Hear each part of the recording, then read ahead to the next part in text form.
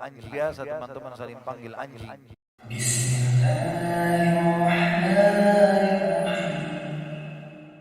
Lainnya.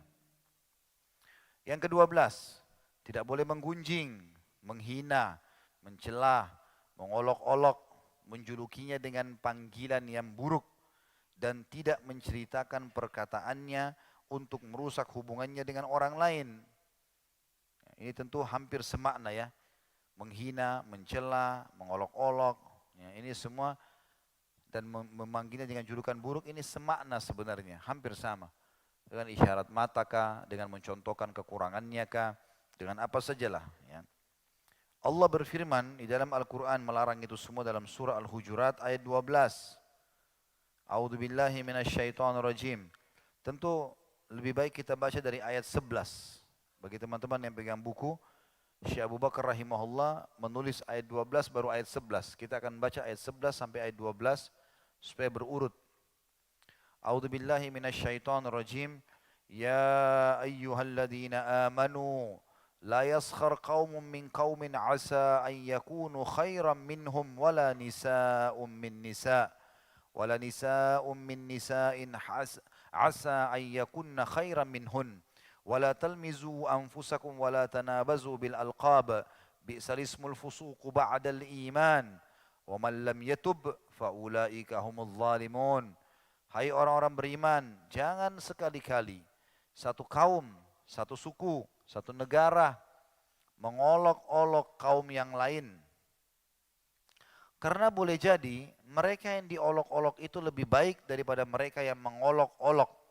Kata sebagian ulama hadis, bisa saja Allah balik keadaannya. Dan itu sudah disepakati dan difahami oleh para ulama salaf dari sahabat dan tabi'in. Mereka tidak berani sekali mentashmid atau syamata, menganggap remeh satu kaum, khawatir nanti malah jadi kembali. Sampai Umar bin Khattab pun dan para khulafa Rasyidin Abu Bakar, Uthman juga radhiyallahu anhu kalau mengutus pasukan, Ali bin Abi Thalib selalu mewasiatkan, jangan mentashmid, jangan mensyamata musuh kalian. Jangan anggap remeh, maka Allah akan balik keadaan nantinya. Tidak boleh kita anggap remeh, kita tetap dengan merendah melawan musuh-musuh kita. Berharap Allah berikan kemenangan. Tidak boleh dengan sombong. Seperti di perang Hunain, para sahabat merasa bangga dengan jumlah mereka 12.000 orang. Tidak pernah ada jumlah muslimin sebanyak itu dan merasa pasti kita menang. Lalu Allah buat mereka kalah. Diceritakan dalam Al-Quran masalah itu. Dan jangan pula wanita-wanita mengolok-olok wanita lain. Karena boleh jadi wanita-wanita yang diperolok-olok itu lebih baik dari wanita yang mengolok-oloknya. Kenapa di sini olok-olok disebutkan khusus wanita? Karena kadang-kadang di alam wanita ini paling gampang ini. Ya. Membicarakan kekurangan tetangganya, ya, atau wali kelasnya, murid anaknya, atau apa saja. Seringkali mengolok-olok. Ya. Dan juga janganlah kalian mencelah diri kalian sendiri. Tidak boleh kita mengatakan kenapa saya jelek, kenapa saya begini, kenapa saya begitu. Dan jangan kalian memanggil dengan gelar-gelar yang buruk. Ya, sudah sering kita jelaskan. Berikan nama atau nama yang orang tua kita kasih kalau sudah punya makna baik, pakai. Jangan diganti. Jangan diganti. Saya pernah duduk dengan beberapa anak-anak muda muslim.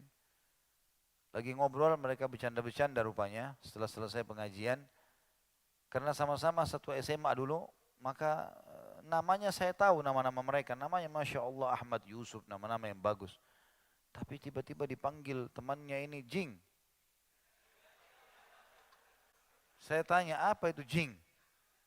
Oh, afwan Ustaz. Kenapa? Ini biasa teman-teman saling panggil anjing. Kenapa dipanggil anjing? Anjing kan ada. Kenapa harus panggil ini? Lalu saya jelaskanlah hukum syar'i tidak boleh. Kenapa harus panggil anjing?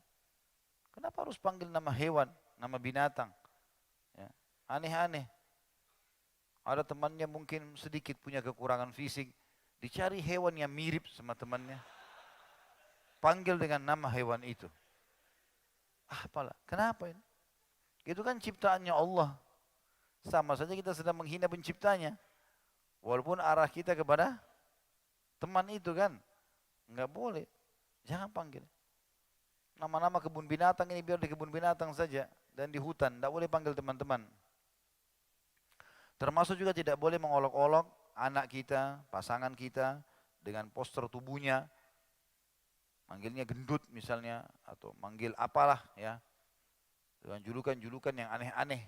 Walaupun dianggap itu lucu, nggak boleh. Kalau maknanya buruk jangan. Kalau teman-teman yang punya nama-nama memang yang dasarnya maknanya buruk, maka sebaiknya dia memilih nama yang baik, kemudian dia menggunakannya sebagai panggilan. Dan itu penting sekali ya. Nabi SAW bersabda dalam hadis Bukhari Muslim, sesungguhnya kalian akan dipanggil dengan nama-nama kalian dan nama-nama orang tua kalian pada hari kiamat. Maka perindahlah nama-nama kalian. Dalam hadis yang lain mulia sekali teman-teman sekalian, dalam hadis yang sahih riwayat Imam Muslim, pernah Nabi SAW mau minum susu unta. Lalu ada beberapa sahabat di situ, Nabi SAW mau suruh perah gitu. Kata Nabi SAW, siapa yang memerah unta ini buat kami? Ada satu orang berdiri, saya Rasulullah. Apa yang Nabi tanya? Siapa namamu? Nama yang ditanya. Orang itu mengatakan, namaku Murrah. Murrah itu artinya pahit. Kata Nabi SAW, duduk, jangan kamu. Siapa yang mau perahkan buat kami? Berdiri satu lagi, saya Rasulullah. Siapa namamu? Nama saya Harb. Harb itu artinya perang. Kata Nabi SAW, duduk, jangan kamu.